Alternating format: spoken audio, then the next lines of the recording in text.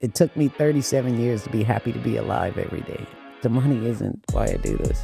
It saved my life. Before discovering crabbing, Tia Clark spent her nights behind a bar in Charleston, South Carolina, exhausted and unfulfilled. But a single day on the water changed everything.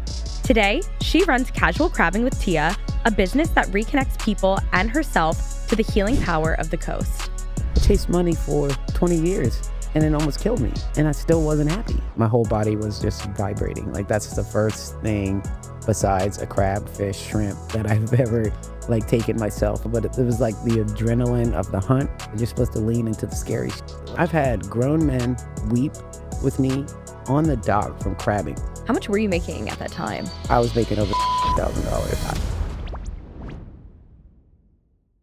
Hi, Tia. Welcome to the pod. Thank you so much for having me. Thanks so much for being here. Yeah. I'm so excited to get into this conversation. To start things out, can you tell us what you do? Yeah, I own a crabbing business called Casual Crabbing with Tia. It's land-based where I just help people get connected with the water and hopefully catch their food. How did you start this company? I get that question so much. I started this kicking and screaming. That's what I'll say. I started it kicking and screaming. I worked in food and beverage for 2 decades, and I lived a pretty typical food and beverage life. You work all night, sleep all day, drink all night. I was smoking cigarettes. I decided, and I'd smoked for probably about 18 years. Okay. And so I decided I wanted to quit smoking. And so I quit smoking cigarettes, and my body was like, no, ma'am. Like, it did not like what I was doing. And I quit smoking cigarettes with the energy of this is going to be awesome. I'm going to do something good for myself. I'm making a step towards healthy living. 3 months later, I'm covered in hives. My hand is swelling. I'm freaking out. I don't know what's going on. And it was just the exact opposite of what I thought was going to happen when I quit smoking. And it led me to the hospital, then to a holistic woman, a national allergy, and then a holistic woman that put me on an elimination diet, which made the hives stop, calmed everything down. I followed that diet for 3 months, very strict. Mm-hmm. And when I started it, I weighed over 300 pounds. And 3 months later, I had lost almost 50 or 60 pounds. And the woman that was helping me was like, this is amazing. Now, find a way to add 30 minutes of physical activity into this new routine you've got. And I didn't know what to do. And one of my cousins suggested to take me crabbing for the first time as a way to get healthy and to get active. And I was really confused, honestly, when he said go crabbing, because I grew up in Charleston eating blue crabs. I knew nothing about catching blue crabs. So to me, I was like, I don't even know what this is like. Why would this help me get active? But we go out there. It is hot in Charleston, really hot. And we are running around, pulling up hand lines, like strings with chicken on it, and pulling baskets and throwing cast nets and fishing. And I'm drenched in sweat. And at the end of it, I'm like, I felt like somebody had me upside down by my ankles and was shaking me, because not only was I catching my food, but it was like this missing connection to this water that I didn't even know I had. Like, even my heritage, my Gullah Geechee culture is connected to that water. And so it was all this discovery about who I am, catching my food, learning I'm a hunter gatherer. It was just this real excitement. And so I started crabbing every day and posting to social media.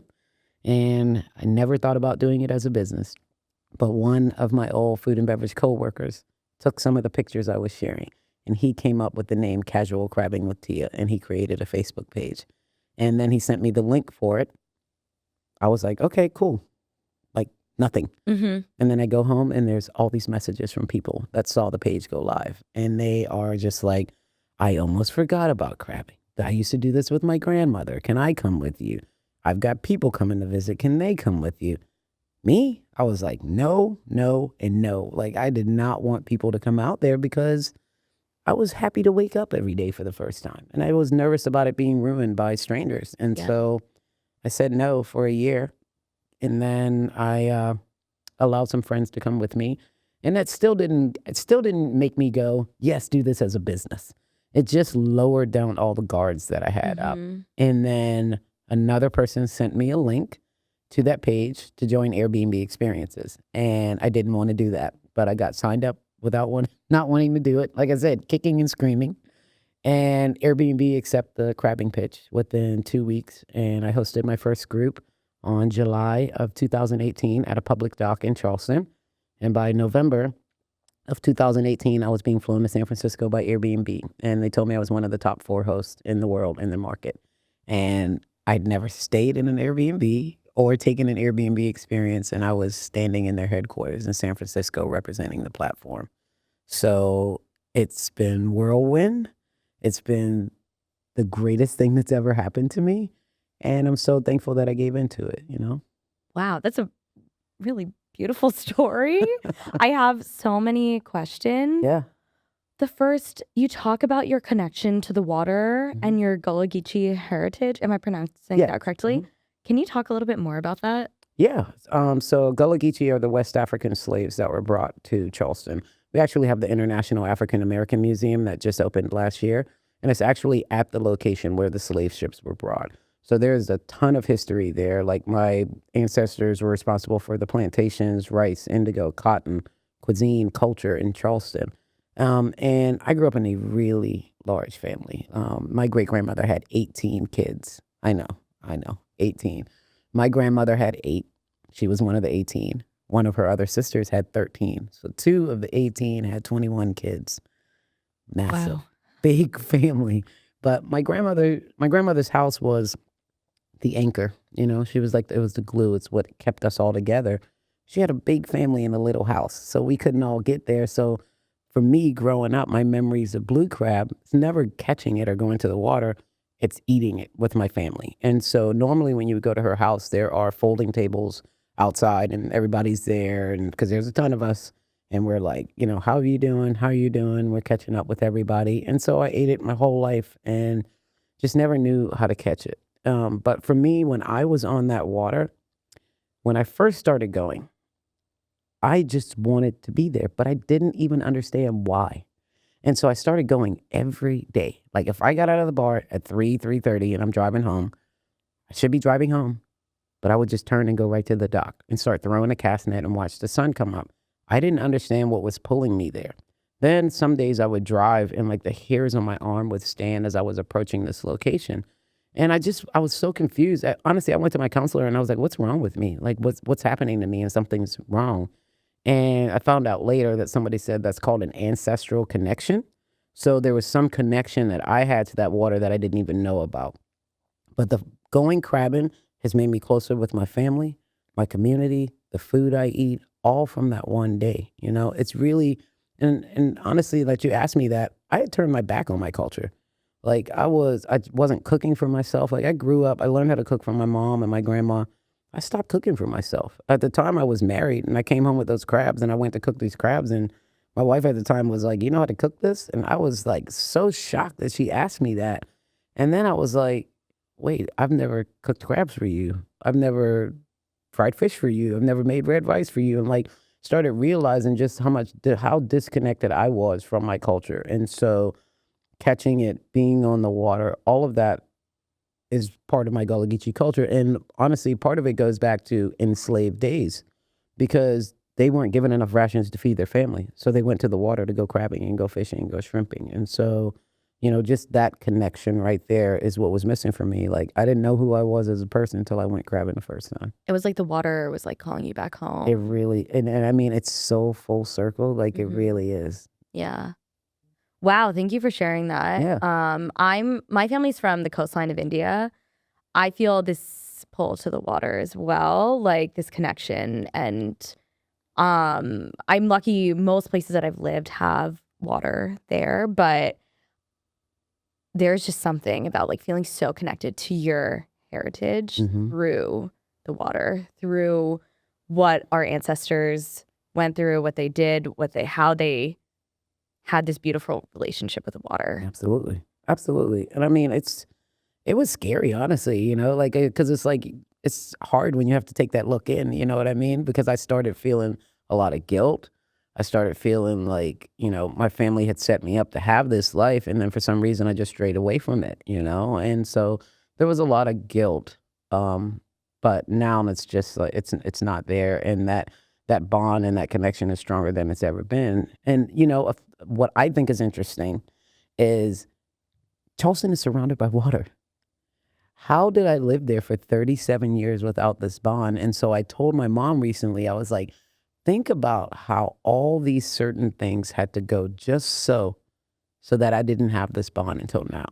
Because some people that grew up crabbing, I can't even get them to go to the water. When I first started, I wanted to take everybody because I was like, do y'all know we can do this? And they'd be like, oh, it's too hot. I went when I was younger. I come up with all these excuses, and I'm like, I'm so glad that wasn't me, you know?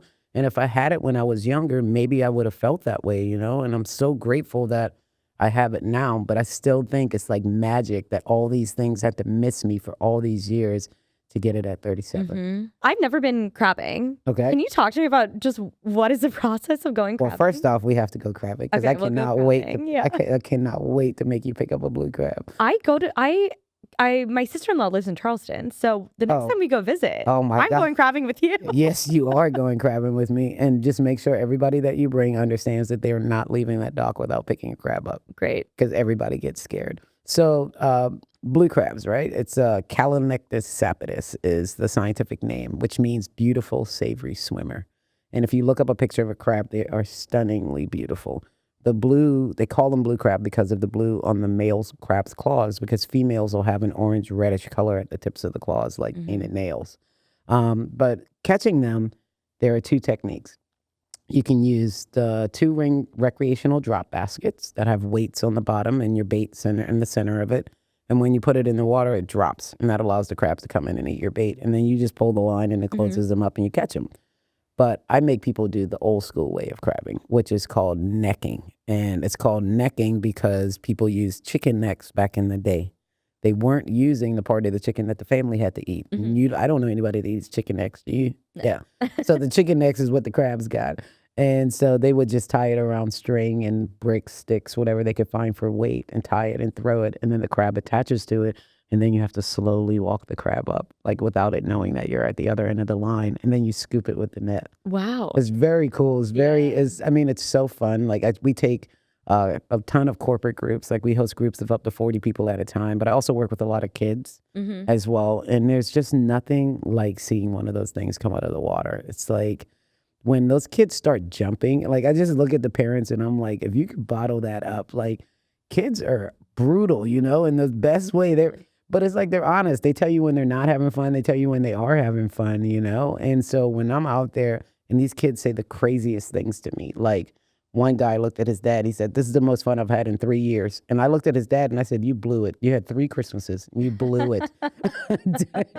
So you blew it, you know? And another little kid goes, can I live here? And I go, no, you can't live here on the dock. But it's like, they mean that, you know? They're having so much fun. But I just love it. I love sharing it. But blue crabbing is going out, putting the bait in the water, catching the crabs. But they do have claws, and they don't care about you. They don't want to be caught. So it is dangerous because they will pinch you. They won't break your finger. There's another species of crab that can break the bone. Oh, really? Yeah, the stone crabs. Oh, they stone have big old, those claws. They can. There's YouTube videos of like people holding bones, and the stone crab just like bone goes right in half. I know. Wow. Blues aren't going to do that. Yeah. But it does suck if they don't let go. Yeah. Wow. Yeah. I told you this before we started recording. My husband's family's from Maryland, so big crab family. Gosh, I'm glad you're sitting down for this part. Well, don't break it to him. All right, just let him have what he has. Chesapeake has beautiful crabs, but they can't crab all year long.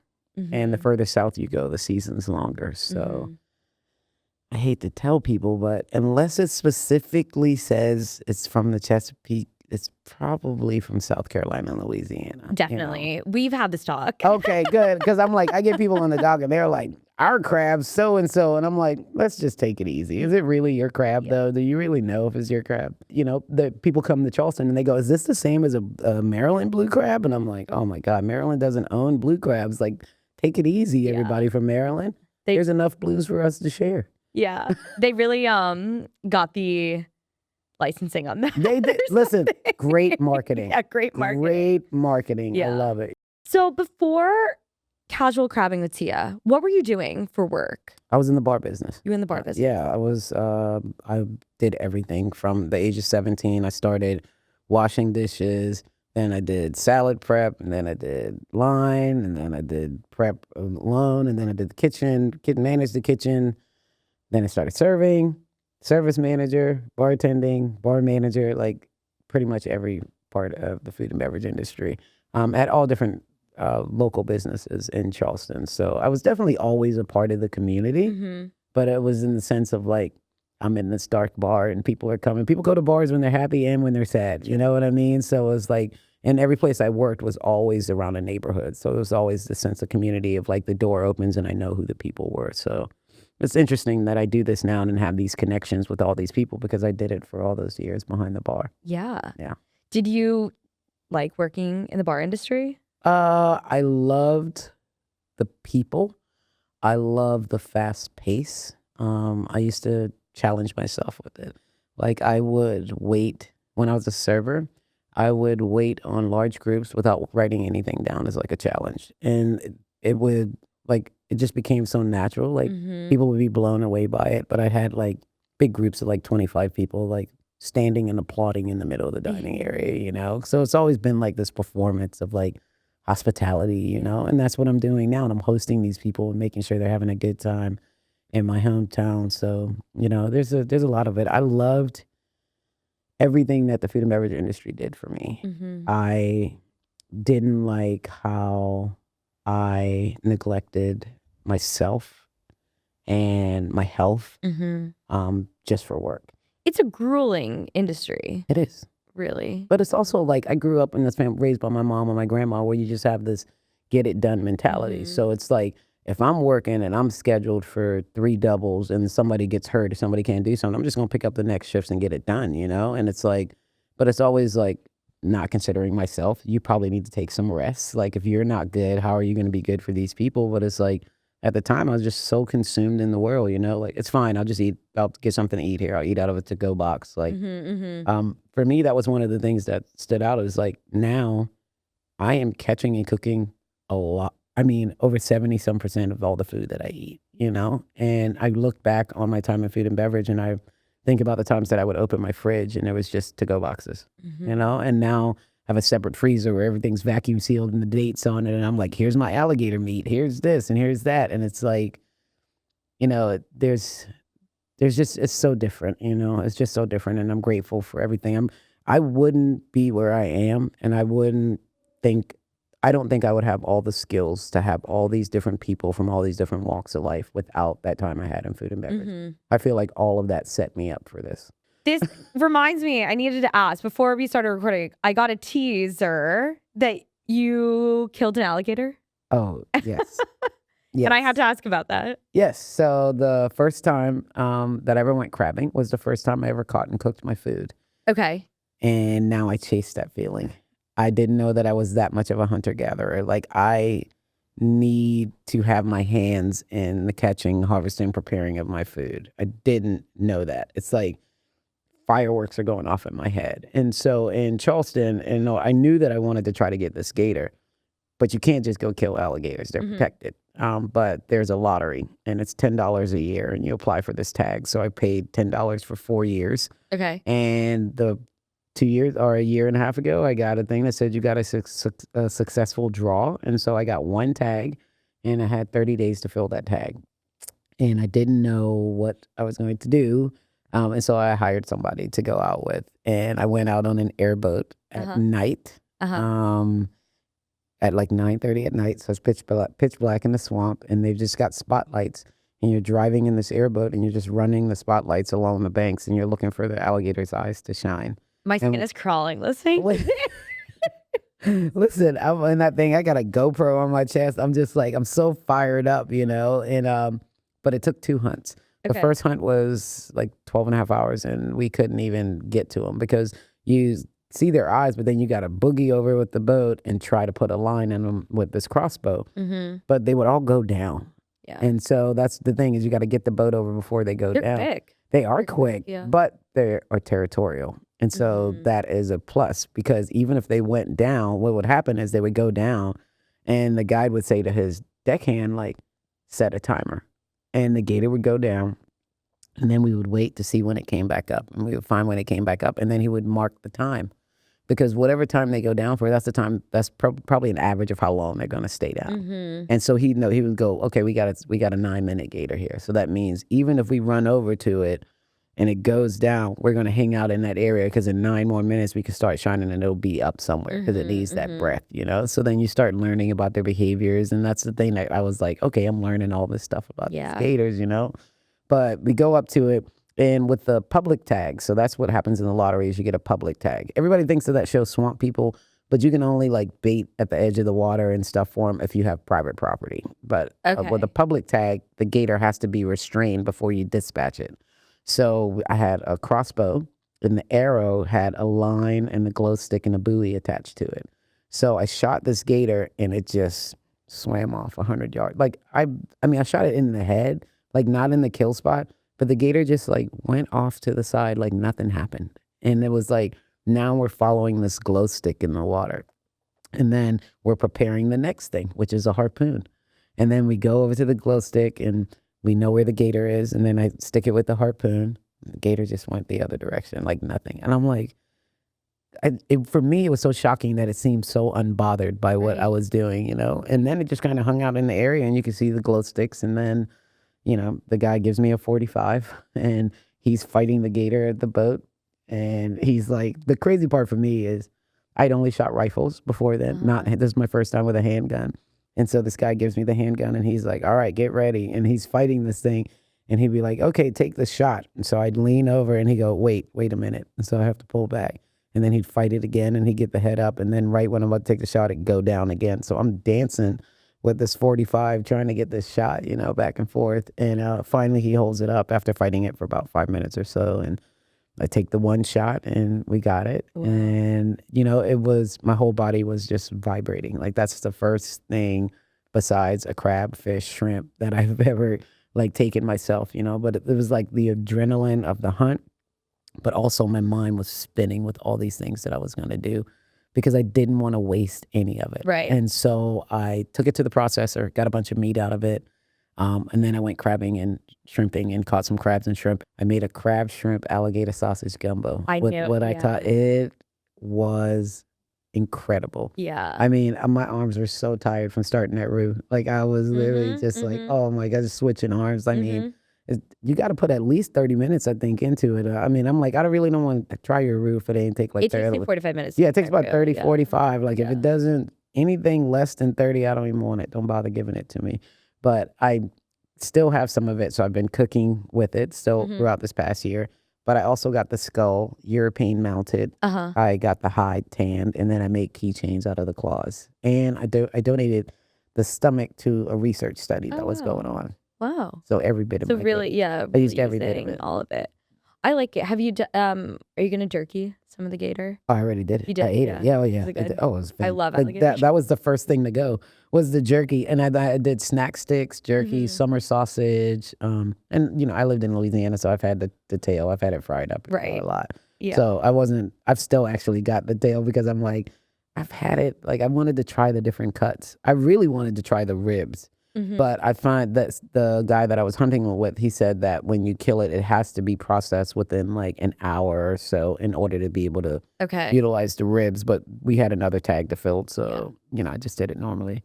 But now I have this beautiful hide, and I was going to, because I lost, you know, like 120 pounds, I was going to make a belt that went around. My belt goes around my body twice, and so I was going to make a belt. And so, but I have this beautiful hide, and I'm like, I don't know how I'm going to cut it up. May have to go get another gator. Darn. So what was that transition like, going from working in food and beverage to casual crabbing? Oh, well, thanks to Airbnb experience, it was pretty darn easy. Yeah. You know, you think like, I didn't want to do it as a business, right? But then it started having these little flickers of light, and the Airbnb experience platform made it an easy transition. And seriously, it is just because I was able to be behind the bar, doing what I do, providing for my family, because I was making more money than my household. I was working 4 days a week behind the bar, and I was making the most money in my household at a certain time. How much were you making at that time? I was making over $70,000. Got it. Probably close to 75. Got it. Working 4 days a week behind the bar. You know, like that's insane. Yeah. And honestly, that's why I didn't want to try it. I was like, that's how I eat. Like, I was like, why would I just stop that to go crabbing? The crabs might not even last, you know? Like, all of these things were part of it. But I would have this phone in my pocket, And on that experience platform, you choose when you want to post. So I would just like, okay, I got the next 2 days off. Let me add a crabbing session. And I would be behind the bar working. And then I'd be like, oh, I just got a family of 4 for tomorrow, you know? And then I put the phone back down and I'm like, you want a vodka? And I keep making drinks and doing what I'm doing. And then the next day I go out and have this magical time on the dock with these people. So the transition was easy because of that. Because honestly, I don't think I would have ever done it if I didn't have that. Because I would have had to close up everything that I had and then invest it and put it all into this thing. Yeah. So it's something beautiful about being able to just keep living my life and then dip my foot in the water to test it and then add more dates and take a little bit from here and then do more here. Right. But you know, honestly, I didn't want to do it as a business only because I thought it wouldn't last. You know, it's like, don't believe the hype, right? Like, so that's what they say. It's like, you know, nothing lasts forever, but it was like this particular thing of taking something from the water. At the beginning, I was putting all this stress on myself about what if we don't catch anything? You know, what if we don't catch anything? Like, people are paying me to come out here. What if we don't catch anything? It's not about the catch. I know that now. It Yeah. has nothing to do about what we are catching. It's about providing this experience. So once I learned that, it became a lot easier because I thought it doesn't matter if we catch anything. Now, granted, doing this full time since 2019 because I left the bar. I got the nod from Airbnb November 2018, and I served my last drink in the bar in May 2019. Okay. So I haven't been back behind the bar since then. And what led me to being able to leave then was knowing that I could crab every day. And it was because of the conservation side. So the people that come with me purchase recreational saltwater licenses. The Department of Natural Resources gets money from that. There's a program within that called the SCORE program, which is the South Carolina Oyster Recycling and Enhancement Program. And I partner with them.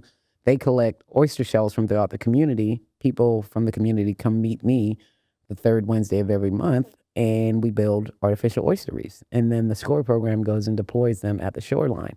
So what happens with those reefs is one oyster filters 50 gallons of water per day, one oyster. Wow. And so the reefs are filtering our water, but the main thing they do is they produce habitats. They're habitat forming.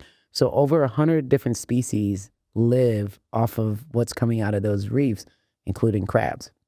You have small things that are living in there. The fish come along, bait fish come along and eat that. Bigger fish want the bait fish. The crabs come along. Everything's eating off of it. It's like you're putting a buffet there. So it's like we're providing ways for the species to thrive as well as putting pressure on them as well at the same time, you know? And so I felt like with some kind of balance and with that work that this could be something. So I said, you know what, I'll take a chance on myself. Like I've got enough food and beverage skills that if it goes belly up, maybe I can go back into food and beverage one day. I don't think I could do that now just because there's so much other work I think that I would feel compelled to be pulled into. But at the time I felt like this is a skill that I have that it's worth taking the chance to try this because if it bellies up, I know I could lean back on that. Right. You know? Yeah, definitely. Yeah. The question that we have to ask everyone, how much do you make? Okay. Well, I make over 55 a year, but it varies. That's a hard question for me because last year was a better year than the year before, you know? Last year I made more than, I think last year was over 60. So it's like, I always base it about like over 55. But the money isn't why I do this. It just isn't. Like I knew when I left the bar that I was going to make less money than I was behind the bar. I wasn't happy waking up every day behind the bar, you know? I didn't have this zest for life. And for me, all of that was worth way more than any dollar amount, you know? I think there's something spiritual there too, you know what I mean? Like, I feel like this was carved out for me, you know? It's like, here I am bebopping along, but I take these different steps that feel like I take one step and it illuminates something else that was already there. It's not even like I'm building it because sometimes I feel like I'm not even trying. But it's like if I lean into one thing, it'll open up this other thing. And it just feels like it's destiny, right? It feels like it's already carved out for you. I mean, watching you talk about your work, not everyone feels the way that you do about what they do. Like, Yeah. it's pretty amazing. It saved my life. Like I thought, okay, when the health stuff, right? When I went to that holistic woman, she was the third person that I went to. I went to the hospital 3 times in 2 weeks. They gave me steroids. After the third time, they sent me to National Allergy. I worked with them for almost 2 months, covered in hives. I mean, I thought when I went to National Allergy that they would give me steroids again. No, they were trying to like figure out what I was allergic to. Fun fact, the way they test you to see what you're allergic to is they inject things in your skin to see if you break out. So what do you do if a person's standing in front of you that's completely covered in hives? They're already broken out, you know? So they're just giving me suggestions that they gave to other people that were broken out and stuff. But like, we know now that's not what was going on with me. And the woman that helped me get healthy was like, you know, Tia, I was scared to death. She was like, you're over your weight, the way you were living your life. Like when she got my blood work back, she said, you were at the edge of everything. Like heart disease, high blood pressure, like everything was at this high rate. And then now I'm not at risk of any of those things, you know? So it's like, yeah, I speak about, you know, what I do and I feel this way about it because I feel like this is my second chance. I feel like I shouldn't even be here talking to you, you know?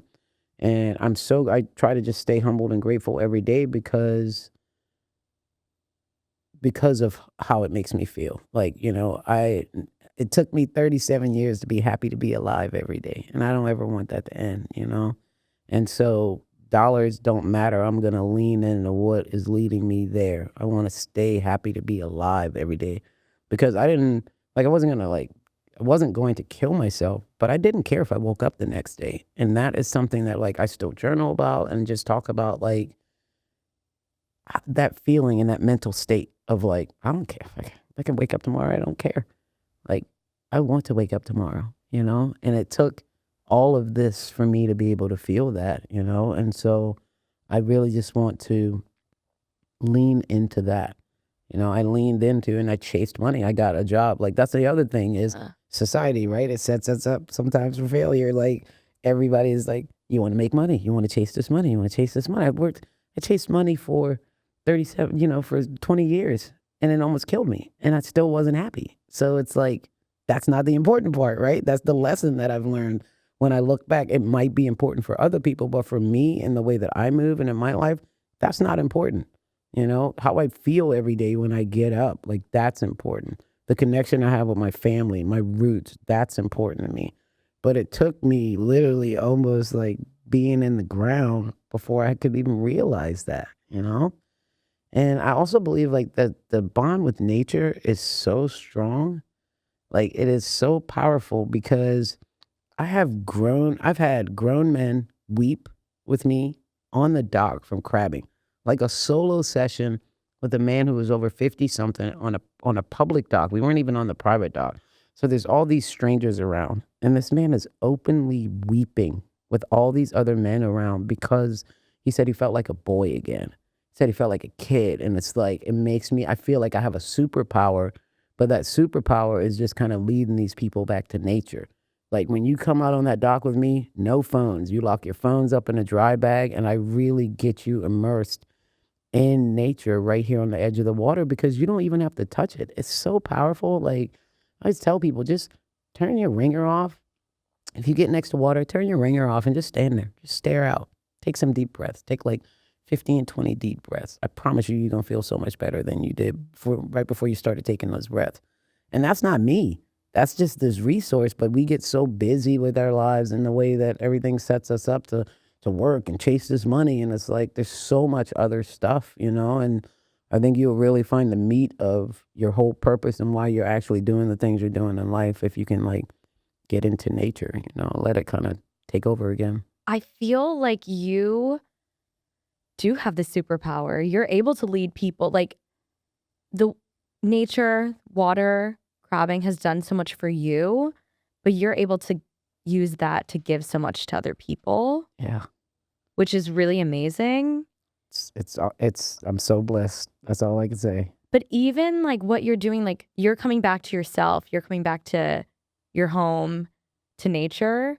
And that's something that you don't hear a lot about these days. Like I'm the number one. I'm always on my phone, always looking at a screen, always something.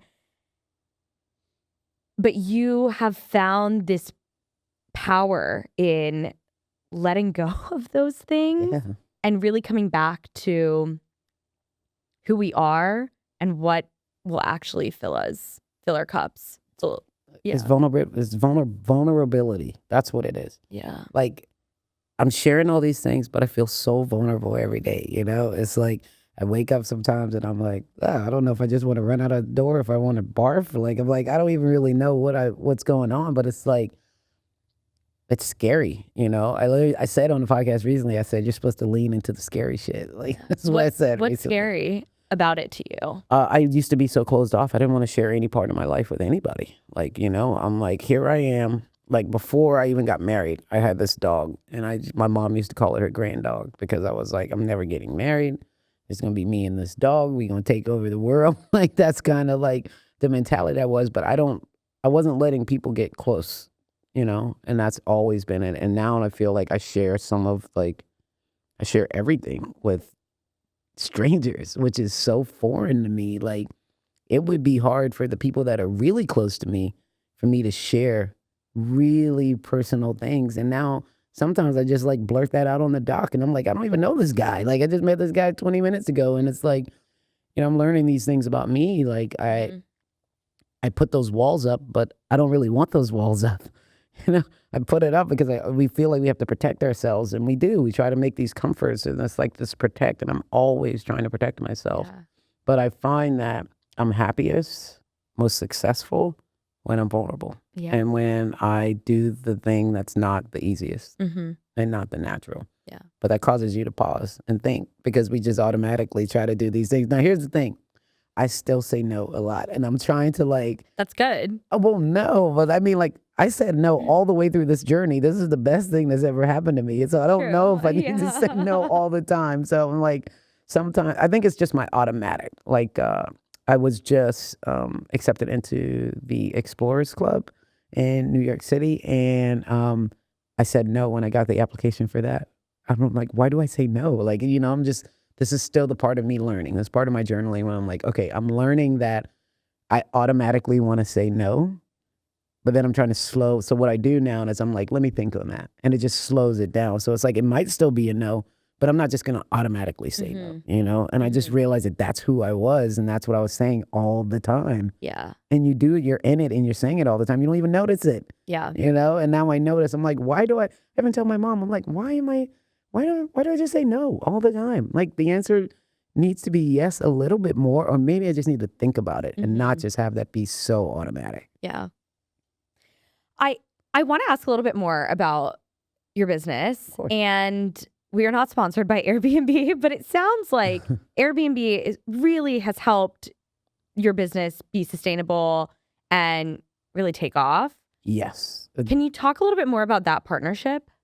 Yeah, I mean, I don't work for Airbnb, right? I don't work for them. I am I was just appointed to the host advisory board for Airbnb, but I just believe in that platform. I believe in the power for other people that may be stuck in something to be able to try something. Like, it's a lot to be like, I want to do this thing, but I got, I'm working and I don't know how I'm going to do this thing. And it's like, this is a tool that I have used, and I'm only speaking from my experience, but this is a pretty powerful tool that you can keep doing what you're doing and try this thing out. And so I didn't know it existed, when it was sent to me. I didn't even want to sign up when it came to me.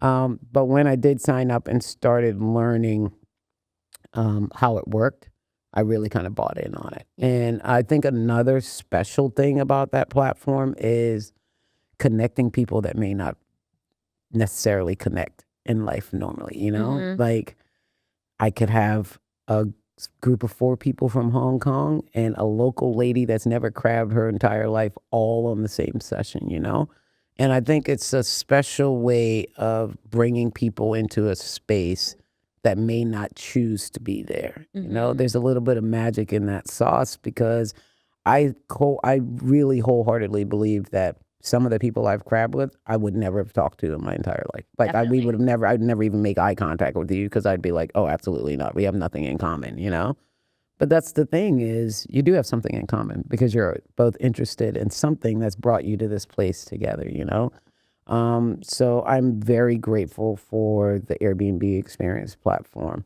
And, homes existed before Mhm. experiences, but I'd never even done that because I was working all the time. Like I told you, Right, right. I was so consumed in like, I'll work my shifts, I'll work their shifts, I'll work everybody's shifts. Like I can do everything when I can't do everything. But it's just like, I didn't travel. I didn't go see things. I didn't take time for that. So for me, my first experience with that platform was the experience side. And I was just like, this is really special. And I try to like tell anybody that'll listen at Airbnb if I get a chance just how special it is. Cause I'm like, do you guys even know that you have this thing Mhm. that like I really do. I wonder who's working right now. Like it could be something so simple. And they're like working in this job that's not really bringing them joy. They have a hobby on the side that they really enjoy doing. Mhm.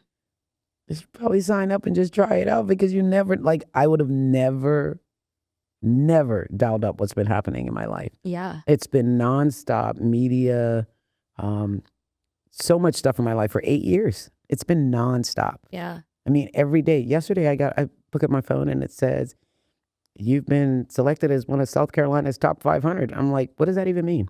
Like, it's like every day something on the phone happens, and I'm just like, what does this even mean? Like, and it's just every day where it's just to the point where I'm like, should I be answering my phone still? Like, I don't Mhm. know if I'm qualified to be answering my phone call.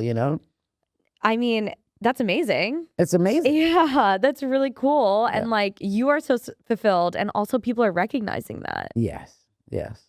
How many of your bookings come from Airbnb experiences versus do people just book with you directly? They book with me directly now, and I still get a good bit of Mhm. Airbnb. I'd like to get more. The only reason is because COVID. I was going to ask. That is it. That is the Yeah. only listen, before COVID, I was strictly, exclusively Airbnb platform only. Mhm. My experience is outside. When COVID hit, what did people want to do? Go outside. The platform had to close down for whatever reasons. I understand that they had to Right. close. But I was sitting here with this access at this private marina in this outside space where people wanted to get there. So I built my own website and I started all of this business. Like COVID was really good to me business wise in the sense of like all of this attention was coming Mhm. just to casual crabbing. And then the city noticed and I got partnerships in the city. So then there's all this marketing coming. It's like the top things to do in Charleston that has Mhm. nothing to do with Airbnb. It's just the city of Charleston is marketing this thing now. So it's like, here's this pipeline of guests that are coming through the city of Charleston. And then there's the pipeline of people that find out through Airbnb. Now, when COVID hit, Airbnb transitioned to the online experiences. I couldn't do my crabbing online. Right. So there wasn't the space for me at that time. And I had to build my website. So right now, and I would say there are more bookings that come on my website Mhm. than the platform, but that's because of all of the media and, I'm trying to wrap up the final funding stages for starting a documentary. I've got a couple of show pitches out and stuff, but all of that's from the city. It's Yeah. from people reading. I mean, every magazine, I feel like every time I'm like, this is crazy. Like, but there's so many magazines, there's so many online, there's podcasts now. Mhm. Now there's like this. But yeah, I mean, I'm hoping that to gain more through that platform because I do like it. I still get people booked through it though. Mhm. I'm assuming that crabbing has been kind of a male-dominated industry. Is that correct? Well, anything on the water. Yeah. Yeah. Boating, anything on the water. It's all I mean, say it like that, but everything's been the man's world, right? I mean, True. that's I mean, like it's not even, but especially on the water. When people think about boating, they think about any kind of work. And what's funny is when I first started growing my team, it was me and two males. Mhm. People would walk past me and Mhm. go to them and ask them what you're doing, ask all these things, and they would go, "You just walked by the boss, go ask her," and they would point them back to me. Some would come and some would not. And it's like nobody expects a woman to be in charge on the water, especially a black woman. I'm sorry, like I just want to say that, but like nobody's gonna think that I'm running the business on the water. Now that my face is out, people know who I am, and they're like, "Oh, I saw you in this magazine," but like early on, it was a ton of that, and it was a ton of men standing over me. So when I'm baiting my baskets, I'm like kneeling or I'm over all this stuff and I'm doing this work. And it's the thing is they don't mean anything, but it's like just take a step back and pay attention to what you are. Like I'm a woman out here by myself, kneel down over all this stuff. And you are like, I can feel the back of your knee on my shoulder, like standing over me, looking down, asking me what I'm doing, telling me what I should do differently. And I'm just like, give me a break. Like, it's like, can I just work, you know? And so it's like, I think I'm breaking down that on the water because now I had more before because I did have like 10 or 12 people working for me at one time. But I had more females than males on my team. And so I was like, not only am I shutting down that stereotype, I'm also creating this space that women see that they can work and they want to be on the water too, you know? And so this is more of where I feel like this is how I'm on my path. Like this is what I'm supposed to be doing, you know? This is what I'm supposed to be doing. I'm supposed to be shutting down that stereotype that only men can run businesses on water. Like that's not right. I mean, nothing against men, but they don't get to run everything. They don't get to do that. And honestly, when I first started crabbing, I went back to my mom, my aunts, my sister. I was like, have y'all crabbed? Have you been crabbing? And they all said the same thing in different ways. We haven't been, but your uncles and cousins would go and they would catch it. And then we would get the family together and then we would all get in the kitchen and cook. And I'm like, so you let them go have all the fun. So it's like that cultural thing that the men go be the hunter-gatherers and the women get the family together, make the babies and cook the food, you know? And I'm like, we can do it all. We can go get it. We can cook it. You can still have your babies. You can still do all the, like we can do all. It doesn't have to be you do this, you do this. We all can do all these things, you know? It's been proven that men can do it all, but women, ladies, we can do it all too. Sometimes we do, and we look better doing it. Yeah. That's just, I don't know if you're going to keep that in or not, but. If it's true, you know, who can deny that? I know, we're sweeter, we're cuter, all the things.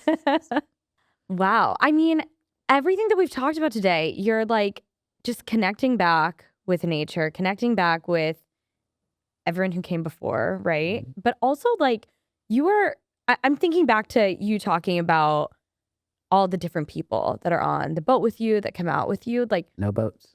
Oh, sorry, no boats. Oh, yeah. Sorry, It's land. Land. Yeah, sorry, all the people that are out with you. I'm always just thinking of people on the boat. That's what everybody does. If they think of water, but you know what? And not to cut you off, but everybody thinks that in order to have an experience with the water, you got to have a boat or you have to be wealthy, and that is just like something that society is like put into people, like. But I mean, people come out, it says you book a land-based experience and they still show up on that dock and they look around, they go, what boat are we leaving from? And I go, none. And they're like, you're making it so accessible. That's the you're point. Right. Yeah. Like you, even like I knew it was land and even I was like, yeah, a boat. But no, it's like so accessible to people. And there's so many reasons people might not be able to get on a boat. Yeah. So accessible in so many different ways. Yeah. But you're bringing this accessibility, but also just this human connection. Things can just feel so divided and so like fraught. But I think when you bring people together in this way and just the common denominator is nature and is doing something that we all kind of have instilled in us. Yes, we all are on this ride together. Like we are the simulation, whatever you call it, we are all here together. And I always say it doesn't matter who you are, who you voted for, what you believe in. And all of that goes out of the window. It doesn't matter where you came from. It doesn't matter your age. Like nothing matters when you're out there and when you're having this experience. And it's like, you can find that in so many other things, but there's all the division that keeps people from it. That's why I like, you know, the platform of experiences. And I love, like, people come out sometimes to me and they go, we weren't really sure what we were going to do. And I'm like, that's intentional. Like, I don't want you coming here with these expectations and stuff. I want you to just like know that you signed up for this outdoor experience. And I like it being called an experience more than like an adventure because you are going to experience something today, something you probably never have before. And honestly, I get people that have crabbed their whole life and they go, I learned so much today. Because there's so much that you can take in. It's not, we don't know everything. I don't know everything. But a lot of people think that they do, you know, but it's like, we all are here together. We should be connecting in these different ways, and especially around nature. because there's something about nature that lowers those guards. Mm-hmm. If we were out in a building or out in a grocery store, you would be like, wait, are you cutting me off? You know, like, wait, this and that. And it's not that openness. But in nature, all of those things tend to lower. And you get these people from all these different walks that are kind of like they're exchanging numbers. Like there are people that come up, they're like, you're from Chicago? I'm from Chicago. Where are you from? And they're exchanging numbers and they're doing these different things, you know, like I was actually just recently in San Francisco at Airbnb headquarters with the rest of the host board. And one of a friend that I made there, she does this experience in Argentina. And she was telling me about a really special experience she had. And I just thought that's the power of this platform. Like that is the power of it. And she does tango therapy. So she does like therapy sessions with tango. And she said this one day she had this guy sign, she had two guys sign up. They don't know each other. One was from the British military and the other told her that he was a gay man he was an Asian gay man from somewhere. I can't remember where he was from. But she said they had to dance together. They didn't know who had signed up. She said their faces are like pressed up against each other and they're dancing. Those guys would have never even talked if they were anywhere else. And she said they all kind of openly wept at the end of it. And I just think there's something so special then by dropping everything that you think about yourself. You know what I mean? Take your ego, everything that you may even think about yourself. Like you have no idea what the connection is you're supposed to have with this stranger. You know, we all have purpose. We all have reasons that we're supposed to be here. And sometimes those little interactions can be the purpose, you know, and something in your mind can keep you from having that, you know? And so I don't know. I think it's just something really special and beautiful. I'm grateful that I have nature that really kind of lowers those guards with those people that I get, but I get excited. Yeah. I never used to be like, oh, I wonder who's coming to the bar tomorrow. Like I never wonder who's coming in this bar to get fall down drunk tomorrow, you know? Like, but every day I'm like, oh my God, I'm like, oh, I got a family of this and 2 kids. And that's the other thing. Like, I love it. Like, you get these kids outside of themselves. And I watch the parents go, how did you get them to do that? And I go, I didn't get them to do anything. You just didn't even know your kid could do that, you know? And it's not something bad, but it's like as a parent, like you're probably trying to hold their hands and take them through something. But sometimes you let those reins go at a young age and you shock yourself. Right. Like, yeah, this mom and son they were having an end of summer experience, just mom and son. And the whole experience, this woman was going, Cameron, and her hands are up. And I was like, are you shocked? And she was like, yeah. And he walked off. She goes, he's really very shy. And this kid's like shoving her out of the way to pick crabs up. And she was like, I can't believe he's doing these things, you know? When I do these interviews, like even talking to you right now, this doesn't feel like work to me. Like I can't believe I get to do this. And like as part of my job, I feel so special to get to have these conversations. And I feel like that's how you also feel. Every day. Every day. You know what I say? I go, I can't believe they paid me to do this.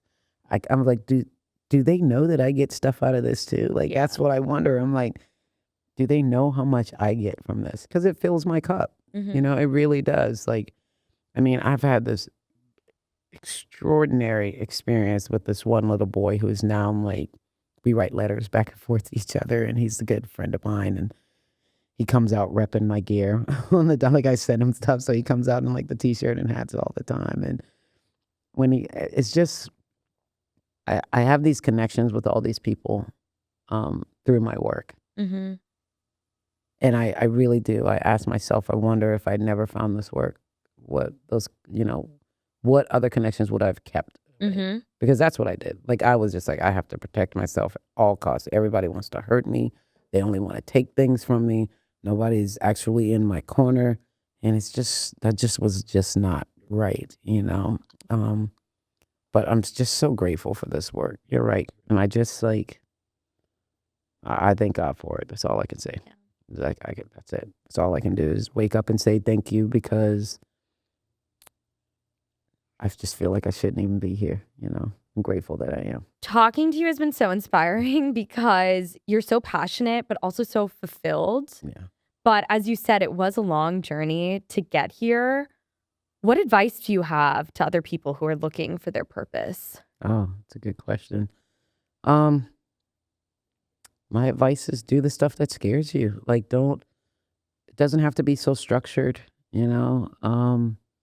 getting off that path sometimes is scary, like you want to keep yourself on that path, right? You want to stay right in line, but sometimes when you just veer off a little bit, it kind of helps you move forward. The path isn't always just this. Sometimes the path is this, and this thing shoves you back over and kind of like pushes you forward in that path. I would say do the things that aren't the easy choice. Do the things that aren't so automatic. Make the choices for you, not for your parents, not for anybody else. Find what really makes you happy. Like, what is your joy in life? Right. And follow that joy. Lean into that, no matter what it is. I always tell people, if you tell somebody you want to make paper airplanes for a living, and they're like, that's never going to work. Don't listen to them, because I believe that passion is what really drives these things. And if you are that passionate about making paper airplanes, somebody's gonna be like, have y'all seen that dude making paper airplanes? Like, don't let somebody else push you off of what's for you. We all really do have a purpose here, and we may not be living in that purpose. We may be very far away from it, but I find like the way to it is reconnect with nature. Really figure out what matters for you and not the other people in your life. Yeah. The things that make you happy might not make your parents happy. Your parents might just want you to be on the path to make money so that they can feel okay that you feel later in life. But that path of getting there, the money will come. The money will come. Our time here is short, Make sure that you got to work. Make sure it's something that you enjoy. Let your passion really, really shine through. And lean into the scary stuff, If it scares you, do it. If your hands are shaking just a little bit, explore it, That's great. I love that. Yeah. Thank you so much for joining us Thank today. you. I've just really, really loved this conversation. Thank you for being so vulnerable and sharing so much. I think a lot of people are going to learn a lot from this episode. Well, good. I hope so. And if they're ever in Charleston, come crabbing with me. Yeah. Yeah. Definitely. For sure. Thank you.